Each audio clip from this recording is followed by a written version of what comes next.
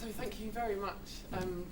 There's been some really interesting conversations about different kind of scales, periods of time, lots of things that really, really resonate with some of our experiences of working. And it seemed like it might have been quite important for me to pick up on something that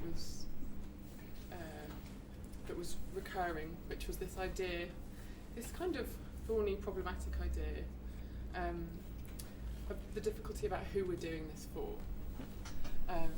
I had been asked in a workshop with an artist once this question, which I think everyone was. I was really surprised at how much it threw me.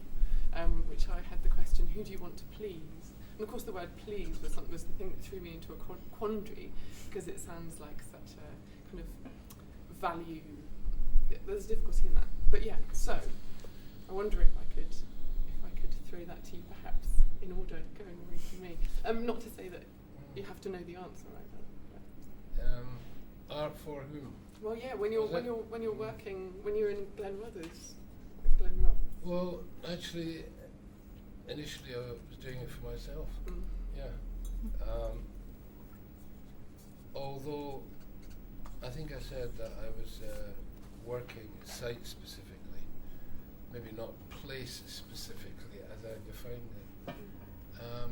And so I was aware of context, and that context could be social as well as physical. The other thing was that almost within a year of going there, I immediately set up, created opportunities for the citizens of the town to contribute to the town, because I felt, why should I, the artist, be the only person making marks on the town? And it began with primary school children. I went in that 1969 and got whole classes of them to make their own ceramic tiles, and they signed them on the front, not on the back, and we put the groups of tiles up close to their play areas or where they lived or adjacent to their schools, so that young people at school could have this contribution to the visual environment as well. And that carried on for the whole 10 years. And as Anna said, I had 6 different postgraduate students came in and worked with me for a year, and some of them took that on in a big way, others didn't. But so I always saw there being a parallel activity of social practice going on,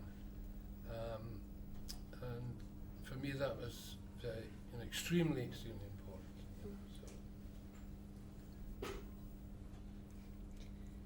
I find it quite an interesting question, because it's something that creeps up in my mind quite a lot, is about this staying with, and I asked it recently at another conference and I got shot down for being unprofessional, was that I find it hard, who do you want to please, as someone who's been living in the town now for a year and has had a relationship building with Huntly over the last 7 years.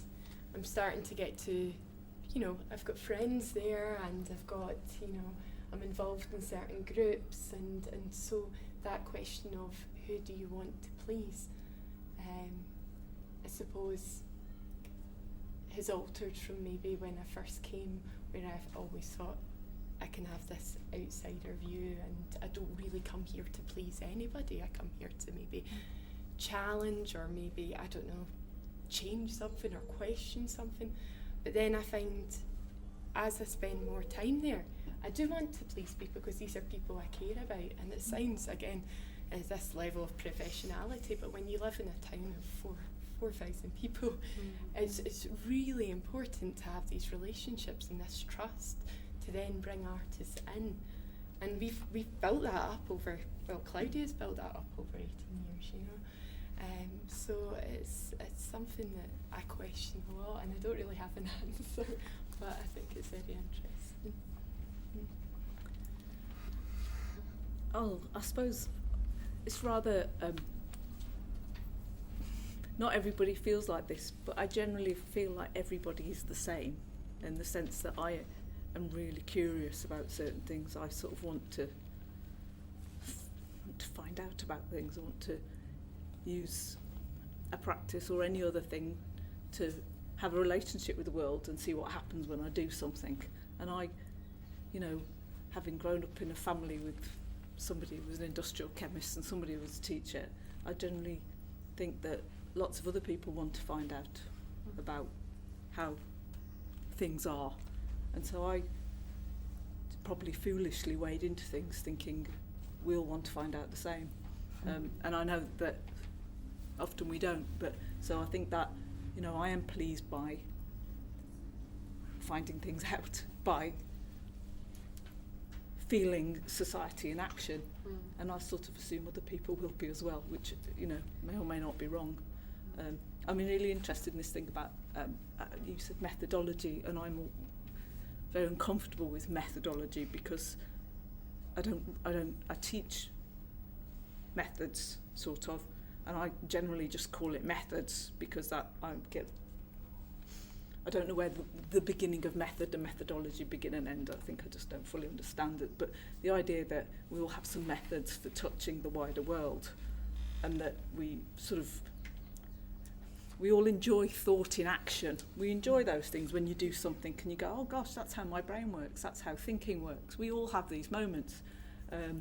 We might articulate them in different ways. So I feel like if I assume everybody finds that too, then maybe we can do something together. Yeah, it's reminding me of some conversations we've had with some commissioners where we're both talking about the public, but where our conception of who the public is really, really different. So same word, different people, and actually same population that we're kind of abstractly referring to. Anyway. I think it's a difficult question. I mean, and it should be so needing to be answered a lot, actually. But I think from the work is, I think,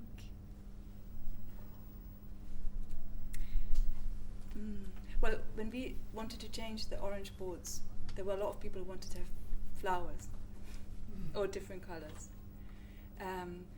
So we made a mock-up of what it looked like, and then we got the majority of people agreeing, and then everybody only who wanted to have the face, they obviously would have the face there. And then in the end, some people came and said, oh, I still wish you would have put the flowers up. But most of the people really loved it. It became something else, and it's vulnerable, that kind of stuff. I think it's not about pleasing at all, it's about exchange and curiosity, and like, for example, when you find out about the matron of that ward who bought her own paintings, I immediately want to know, okay, did she just hate the other artworks, or did she actually think these artworks are important for the people who are in her ward? Is there something that speaks? It's so interesting, and something else opens up through an engagement, and I think that's what the world is. I don't think there's an end and a beginning and all that kind of stuff, but there are all these kind of densities and non-densities all the time, and I like to be challenged, but I think, and I'm scared even of the film now, I must admit it, when I premiere it, I mean, some key people will have seen it, but there's a lot of vulnerability in it, and I stand by the film completely because I want this stuff to be seen. But I will, so in terms of art, people will say, oh, it's maybe, if I would have made it more palatable, it would have had more maybe success in the future. I mean, I don't know because it's not out yet. So there's this kind of audience, then there's the people who are in it. I feel an obligation to them, but I made a decision not to involve them in the edit process at all, right? Because I'm very driven. Like, even though I collaborate and I have participatory, I'm not democratic. I don't think that works. But people will want to see something else in it, so maybe they will hate it, and that's something I'll have to live with. But it's scary, right? And I think that the people who might see it, who I'm least scared of, are the audience which has no relationship to it at all, because I feel they either like it or they don't like it for their own reasons. But I think there's a vulnerability there, which I think is, it's terrifying. but it's important too, I guess. But it's I'm scared. In a way, Andrea, you're pleasing yourself then by keeping the editing yourself. Well, you will never get work done if you don't. Exactly. Yeah. No, but I think so. Yeah. But I put the energy also in, But I Yeah. opened the process up. So, for example, I trained loads of, in order to make this film, which has crane shots in it and all sorts of stuff. I was just presenting on a big symposium, and they were all talking about all these budgets, and I'm like, look, my film was made on like £15,000 feature film, right, over 8 years. It's impossible, and I have no money either. So it's made by training people up to help on this day, and suddenly all these skills come up. Everybody has all these incredible skills. Borrowing a cherry picker from the builders because we made friends with them, like all that kind of stuff. Yeah. It's amazing what's possible when you don't have to travel. Yeah. When you can be in one place and everybody believes in it. So some people were more involved in the edit process because they really wanted to learn how to do it. But it's. But not you made everyone's- the decisions on the editing. But I also made the decisions and wanted to make a film. Without me, there would have been no film. Yeah. No, but I'm not saying that accusatory. No, I I'm know. saying- But I'm saying there has to be someone who wants to At the start. end of the so line, you have to make the decisions. Yeah. No, I take the responsibility therefore Yeah. too. Yeah. That's why I'm terrified. Yeah. But I think so. This is the bigger question for me. Somebody asked about where does it go after, right? Like, and I guess so. We come because we're artists or something, but we have this community growth fund which we set up, and so some people they do knitting clubs, and they take charge of that, and that's just as beautiful. Some people do some. There's loads and loads of projects that have come out of this whole process where people just take things forward, and that's equally as valid. It just is a different type of expression of belonging or making belonging. Food co-op. We have a food co-op where we get cheap fruit and vegetables for people and stuff, and that's run by other people, and that's amazing, and or helping people when they're in hospital to bring food there. That's like lots of those kind of things are incredibly important. So art is just only one thing. Yeah. But it's funny. I was just wondering about the word pleasing. So there's something about it that feels very thin and slightly mean. I don't know why. Whereas then when someone said the word pleasure, I was like, yes. And that seems to be important. The idea, who are you trying to please, is always this thing of trying to limit something, trying to package it, trying to make it neat and tidy. And I'm just not interested in that process. And when you're talking about, sometimes you wouldn't know where the pleasing was, and often you don't know until afterwards that pleasing has happened, or so it just seems to be one of those limiting words, and that there's something when we were should promote our book. You can promote your film. Should have it in my cat. This isn't about us. Chuck me a bill. I know it's not about us. Well, you asked me to be on the panel on my book. We were writing about delight, and actually trying to think about some of these, using words and what did it mean to think that there were moments of pleasure or delight as part of the process, but as you've sort of described so beautifully, in this time frame of process, different moments for different people at different times. If you try and anticipate them, if we think we know what's going to please someone, how would we ever enter the unknown and make challenging work? It's impossible. But Or that's why the exit, so that's why hit and run art is so counter, I guess, to what you're trying to inquire, which is staying somewhere or really allowing the time, because the hit and run goes in and does something and goes out, which sometimes can work too, but But they're not around for the. I was going to say afterbirth, but that's not the word. Maybe it is. but always condescending, because it happens often, like on our estates, like over the years, like you see people that make a mural with 3 people and an estate of 1,000 people. Where are the other 997? But I mean, you used this word. You said something about the artist as a privileged person, and I've always got this very simplistic question in my head in a lot of these conversations, which is, I don't know what what the artist is in. What is the artist in these situations? And an artist that we've worked with a lot, I remember her explaining to a child that she was working with in a very big commission, who had asked her the same question, and she said something along the lines of, she tried to explain that she had a different kind of mobility, or so that this morning she had been having tea at the Ritz with a politician, and that this afternoon she was going to be working with children in a state school. That was her example of what that privilege was and what it could do. But I'm not really making that into a question. But I was using it in the context of the job in Glenrothes, that I was in a privileged position to be able to do what I was doing, and I didn't think I should be the only person with that. Yeah. But this is really so important, isn't it? Because we always, and especially like around housing, for example, in New York. I lived in New York for a while, a long time ago, over 20 years ago. But what happened in New York was that the gentrifying forces, they didn't look at, say, immigrant communities and made actually beautiful, cooperatives, but they allowed the artist cooperatives to survive. So we privileging art in the world, but we don't privilege anybody else, especially brown people. I mean, it's a real issue. It's funny that you say that about skin colour, because one of the interesting things about the photographs is that they faded. Kind of, I really liked it. Basically, the darker your skin was, the longer you lasted in the photograph in 100% clarity.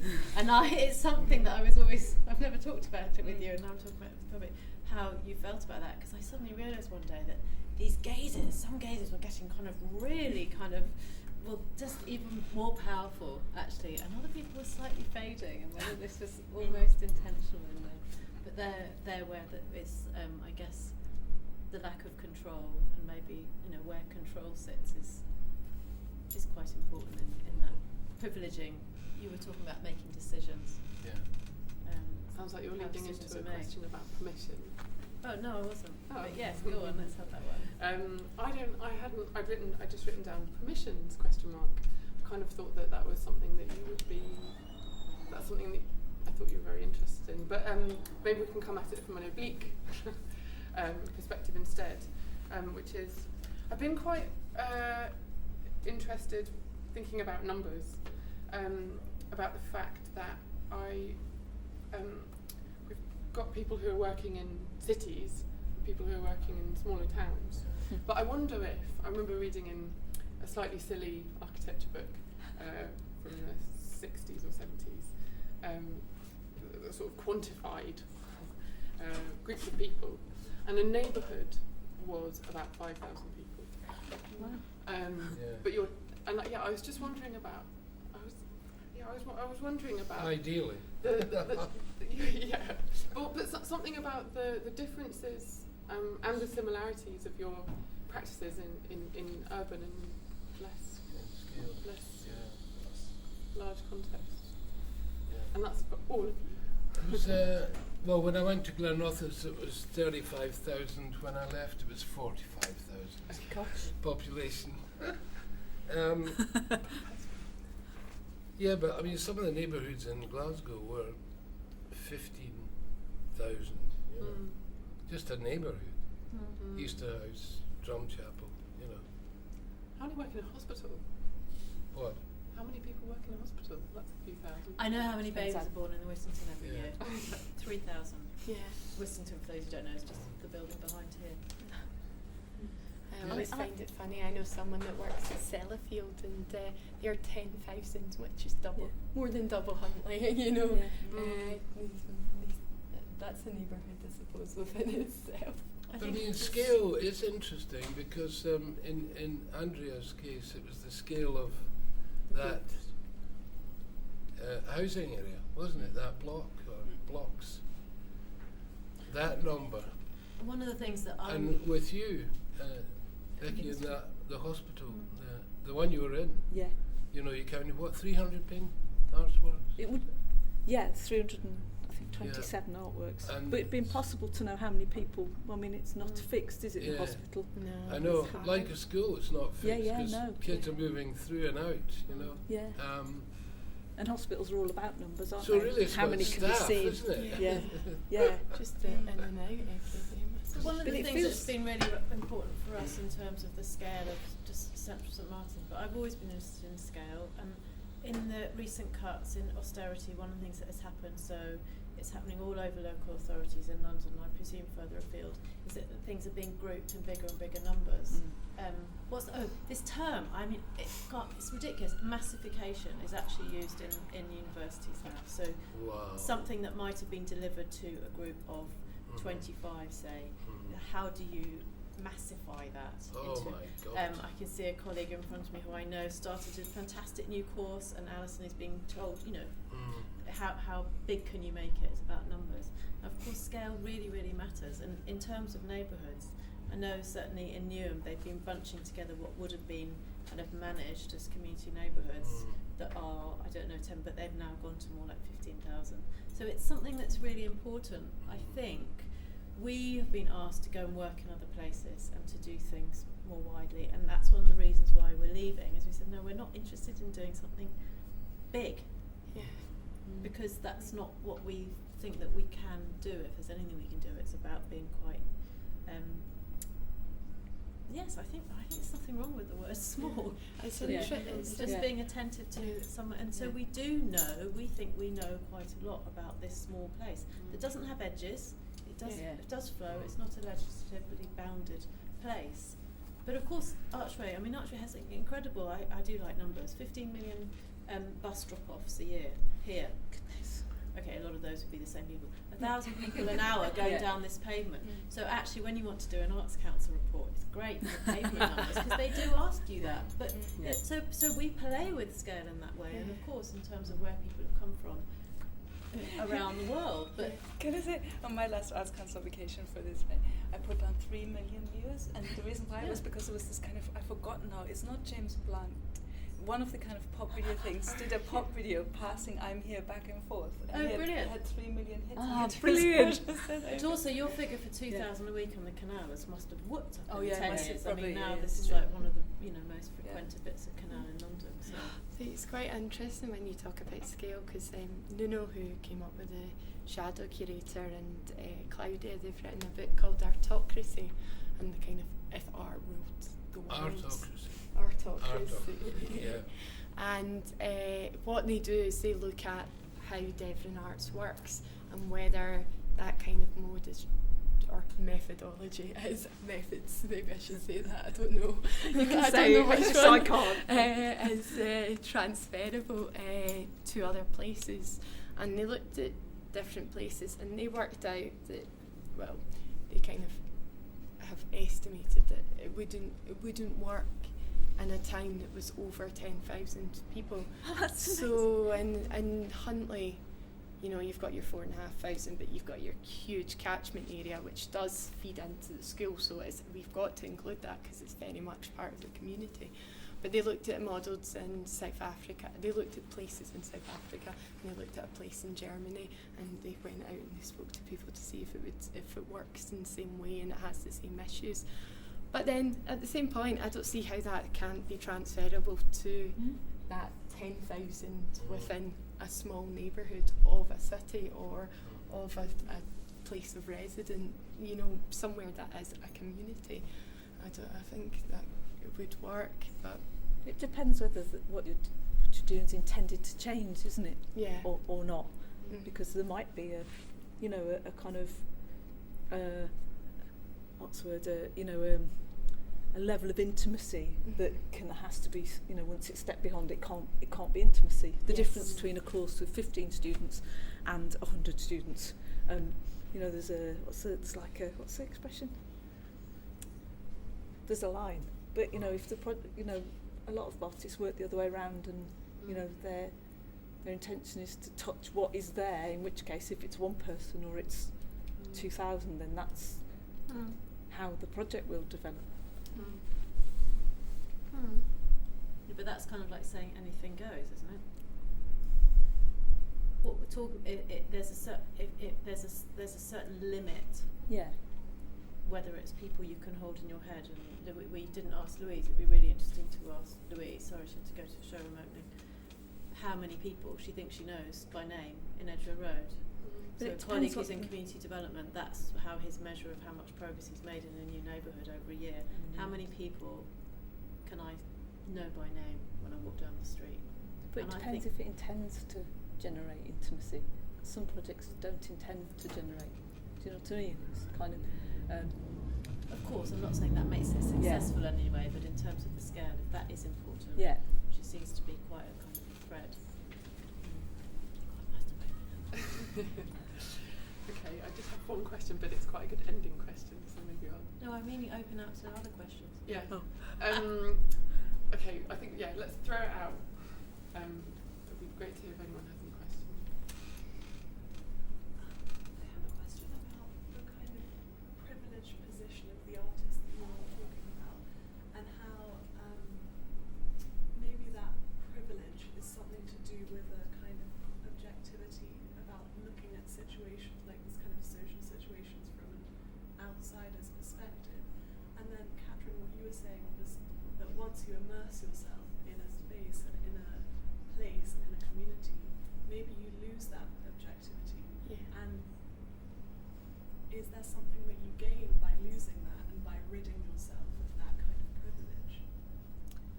I think there's a level of, from my own experience, is that you build a trust and a kind of understanding with people that then I think you can push things slightly more, you know, or they don't feel threatened by this challenge. Yes.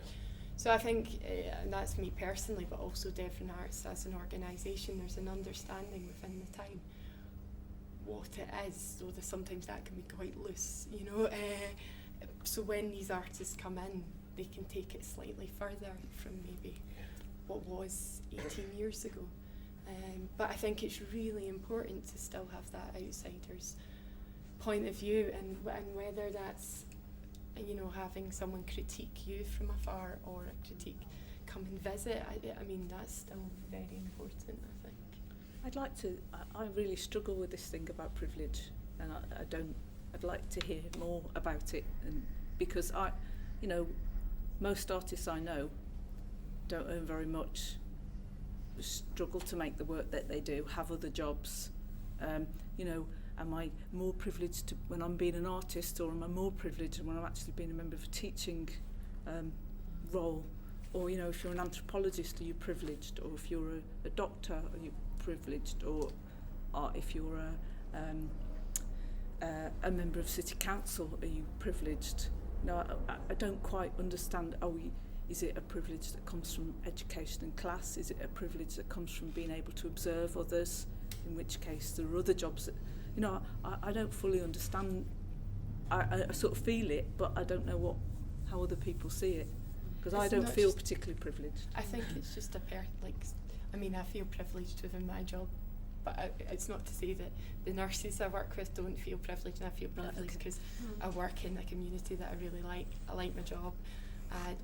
Maybe don't earn so much, but at the same time I meet lovely people. So I think privilege is a really... It's tricky. Yes, it's a very tricky word, but for me it's more, again, it's maybe more the pleasure of Is it the privilege job. of being able to have a job that you actually like, so, you know, whereas... Yeah. And that sense of that you had this responsibility, Mm. and given that responsibility was a privilege, you know, of being an artist in that setting. Yeah. But didn't you say, Andrea, something about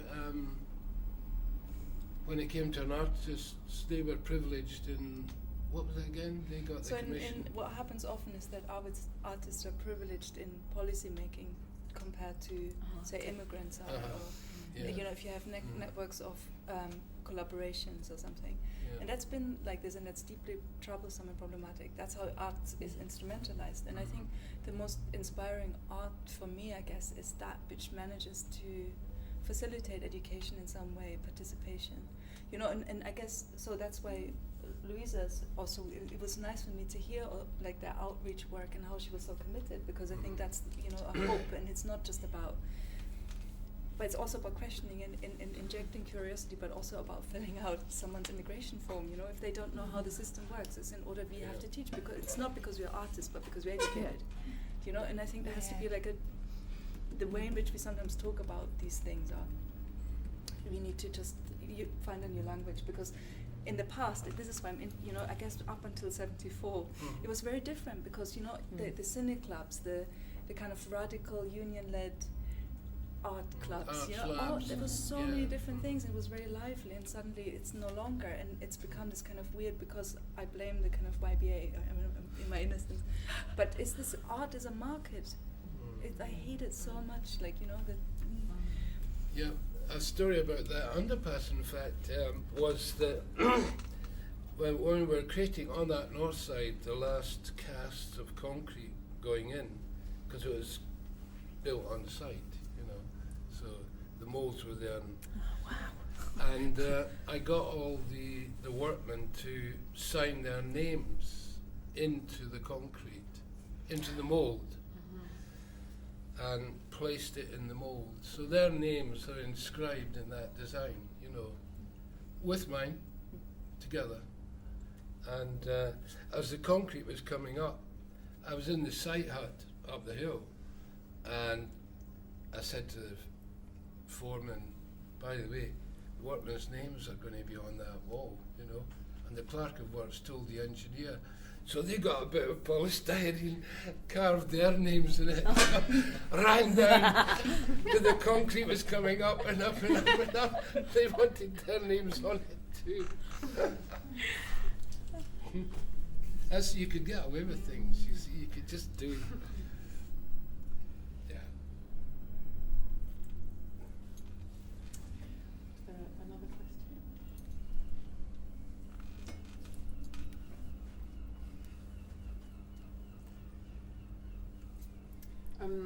Can we ask questions? Can to the you audience? tell me about have you got a leaflet for the film? If you give me an email, I'll send you a leaflet through. I don't yet have a leaflet. That should come any moment, but Right. late. Okay, well. Yeah, I I think it's had good one to- more. Lovely. General One more question. question which might prompt some more, and then hopefully we can stop for some drinks and some conversation afterwards. But as we are in a show called 7 Years in Archway, which is about us essentially finishing our work here and moving on. So we are thinking very much about how to finish. We're thinking about endings, and it's and I think you mentioned that Devon Arts was maybe coming to an end, and I've always wondered. No, just evolving. Okay, Like, evolving. there are change that happen. Okay, well, this is I wondered if it's. I wondered if you think that if you think it's possible ever to exhaust a place, if it's possible for there to be, for you to overly extract narratives from a place, and how do you know when to leave? Or is it the artist that gets exhausted, or the curator that gets exhausted? Can I start with this answering? Because I think for me this was a real, because we did so many projects and many other projects, not just the book and the I'm Here and the other, but many other ones, and research studies and stuff, and people always calling, can we do another project? Can I do something? And you're like, come on, there's many more other places, right? And it was exhausting. It became exhausting. And what's interesting is that it becomes then reductive almost, right? Like, and it felt that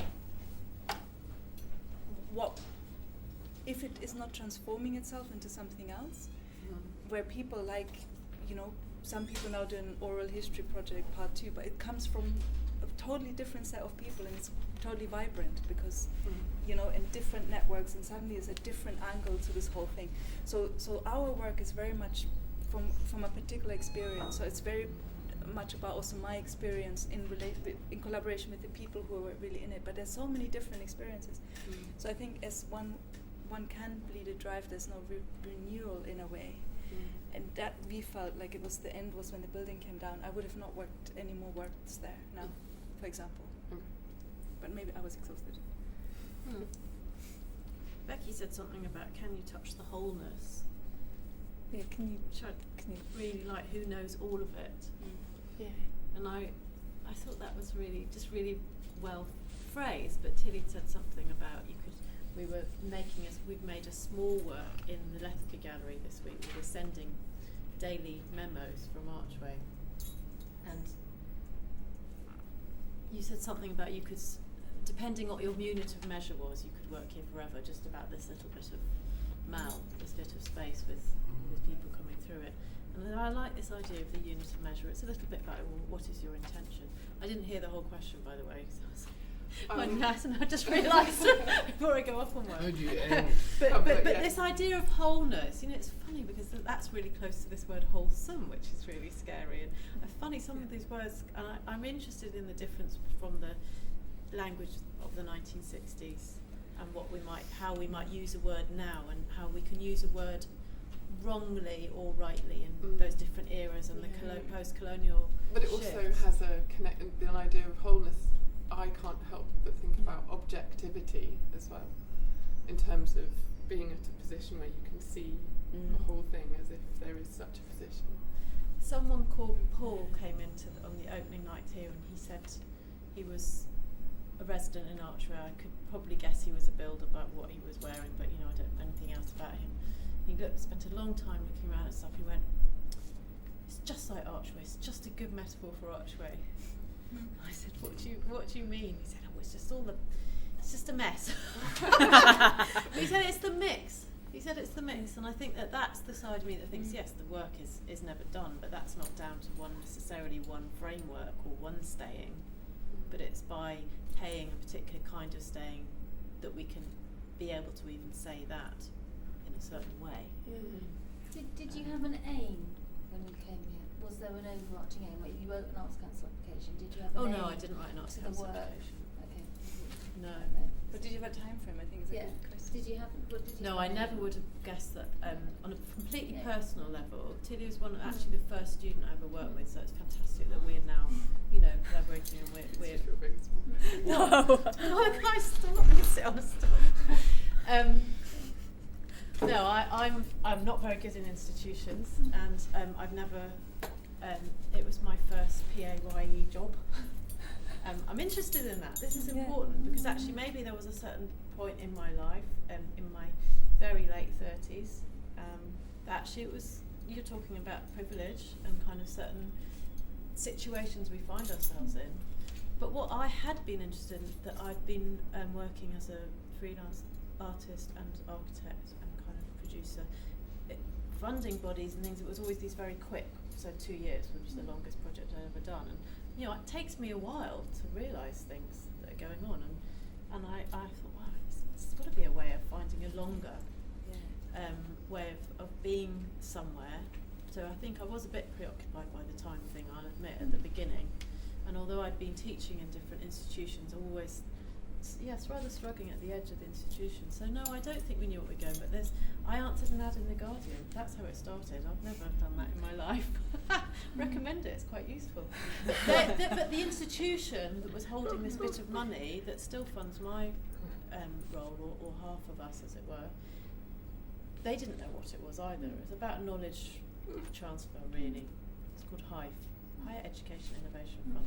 So I think sometimes these things happen as a surprise, and it's really important. In fact, when you were all talking about pleasure, I did write down the word surprise, because I think that, the please. If you think, like, if I'd wanted to please the institution then, well, they didn't know what they wanted, the place didn't know what it wanted, I didn't know what I wanted, whereas the idea of surprise, being open to it, Alistair Warman was head of the Byam Shaw when I started here, which was already part of Smarting.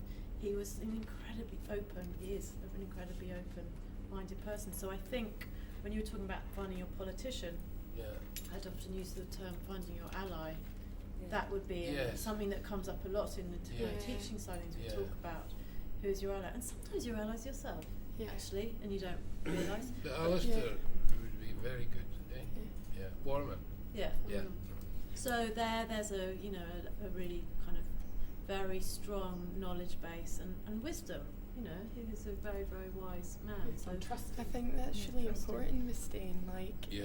As I like to call them ambassadors, but there's people within the town or that aren't maybe from an arts background, but they recognise the worth, and so they'll invest within it, whether that's like we have one teacher in the primary school who just is like, right, when he's coming in, or when he's, more important, when we're getting the kids out of the school, out of this like permission form, filling forms, and because of her a lot happens, and we have these ambassadors within the town that really help sustain the project, and I'm finding that with this cultural health. I'm having very mixed success with getting involved with the health service, and you know, it is down to the individual, and so I would say with staying, that's really, really important.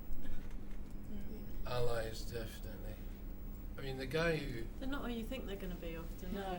Well, the Deputy Chief Architect and Planning Officer of the town, really I called him the only begetter.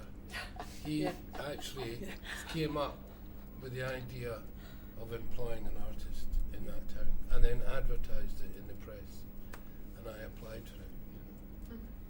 And I think relationships with allies, so we've just completed a 2-year project with the council, and I do get a bit emotional about things, but Tilly will, you know, has had to experience my fury with our allies, and then it's really difficult because you know that, in this particular case, a really, really enlightened arts officer, but that doesn't mean we're going to agree on stuff.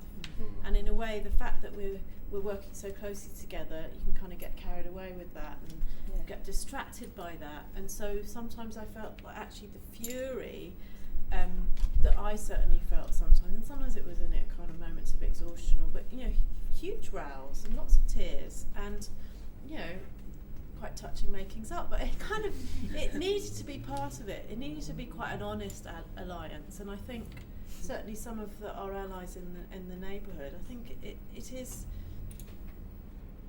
it's been quite. Well, you were talking about the binary. I think you have to expose yourself. Certainly, when I've found that I have to be incredibly honest. And so when you're talking about trust, sometimes it's easy to think that trust is something that is established and then it's kind of held. It's much more ongoing, kind of, the ongoing conversation, really. And I'm sure this must have been the case when you talk about the level of challenge with making the film in terms of each individual, the journeys that you've encouraged them to take. It's amazing. I mean, this is without even seeing the film, but just hearing you talk about it and hearing these photographs. It's very, very moving that you've had to maintain that or keep that going throughout. But I think so there is that where your own the best ally is you. It feels like. There's an awful lot of risk involved, emotional, personal risk to energy, to in all of it. I think a risk to the artist, a risk to the commissioner, or if there is one, a risk certainly to the people involved. And I think that's always the case. I don't see how it could be any other ways. I don't actually think there is a limit to what you can do at all. I don't think anything does become exhausting, because there's always, it's just, because you're particularly in a town. You're not only working with the same people all the time. Although I did feel that I was getting there, and that I had to hand over to somebody else. The town but that's deserved personal. it. But that's about you as an individual, isn't it? What's the limit? The town deserved it. But the town wasn't saturated, was it? It was you that was saturated. No, it wasn't. But many people have gone to the town and said, I was looking for the work and couldn't find it. And I would say, well, it's not for you, the visitor, that's for the people who live there. Because it's all deep in the neighbourhood. It's not on the... It's not a biennial. On the route.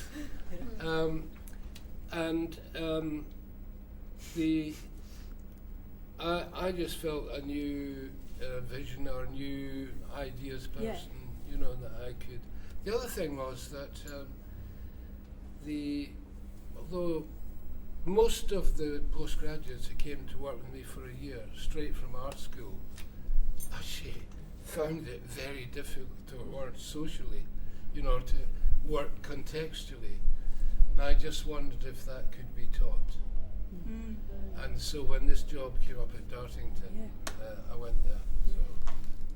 But But I think that is the key thing, which I also experience with my students often, is they go have these ideas about working with, say, homeless people. Every year is like another project about homeless people, right? And then they go like da da da da and drug use, and I'm like, so how many homeless people do you know? How many homeless organizations have you spoken with? How many soup kitchens have you volunteered in? Do you know? And I think it's really interesting because we think there's something about our consumer culture that has kind of led us to believe we have easy access to anything. And it's an educational thing, because I can't blame them, right? Nobody has taught them how to think in a different way. Or they were made suddenly somehow recently be thinking in a quick access. I have that conversation a lot with people, like, well, why would those people want to be part of your art? And no one's even thought about it. No one's even thought about what they're giving back, because they're asking for, they want to take from the public, they're not thinking what they're giving back. They're not thinking about the nature of the exchange at all. And so you need to go away and think what about they might have to share, what they might have in common. But it's also the same it's as an anything, exchange, but that's isn't what it? does go back to privilege, because often the case is the artist is being paid and they're asking for the free labour of the public to participate in their work, and that is where the privilege comes into it, and that's where you do need to consider what the value is. Actually, and you talk about delight, but I think value is really an interesting thing to explore. For sure. But I think it's that thing where an idea is meaningless. It's it's that classic thing you taught at art school. You can have 1,000 good ideas, they're absolutely meaningless. You try and deal with the clay or the social context, and those ideas are actually irrelevant. It's the stuff and where the stuff takes you, isn't it? Every time. Really Sorry. want to bring Magda in, but she stopped. Are you allowed to bring you into the conversation? Sorry? Rather extraordinary artist who's behind the camera today. Were you listening to it? Were you listening to that particular? Wondered whether you wanted. Now I'm more relaxed. Oh, good. So I wondered whether you might have a thought about value in terms of Magda's been working not just in London, she's done 2 projects with us, but in Poland and India, and just come back from Gambia. Ghana, sorry. This idea of value, but the exchange. So. No, I think what Andrea said as well about, dedicating quite a lot of time, and actually for the research, when you speak to the organizations, when you kind of try to get a bit of a broader picture of who those people are that you're working with, but also the lady in red, in terms of paying, or in terms of artists sort of using the people that they work with.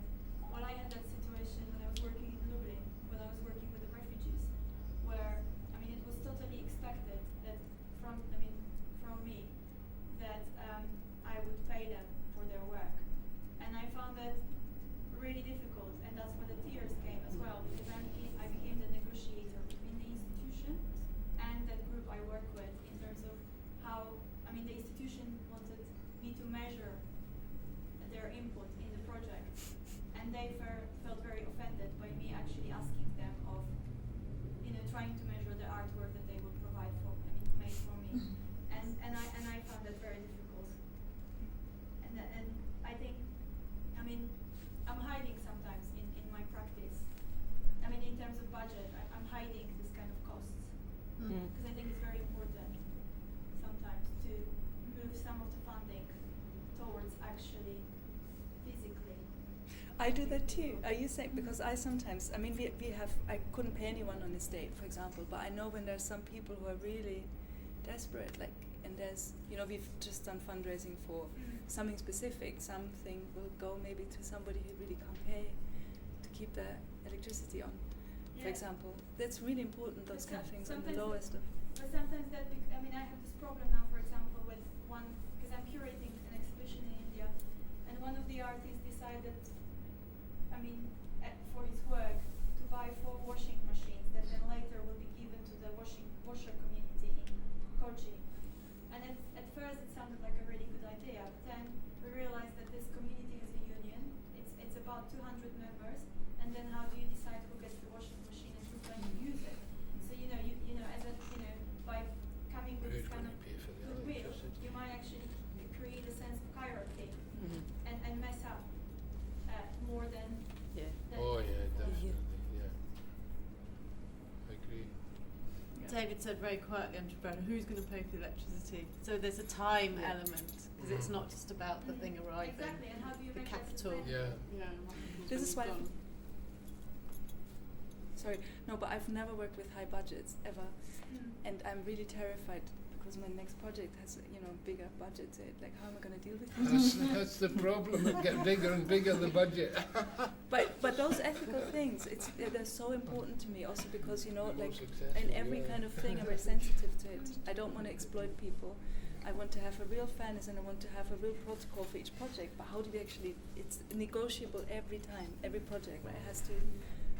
That's difficult. But I think Sorry, maybe something as well a bit different, because we talk about archway, but like when you think about projects that extend overseas, how do you also, in my practice, I began to think a lot, how do you change that current? Because it's really easy for me to go to Ghana, it's very easy for me to go to India, and I really struggle to get funding for Indian artists or Ghanaian artists to come here, because Polish, for example, getting funding from Polish government, they happy for Polish artists to be paid to go there, but they're not that happy to pay for the Indian artists participating.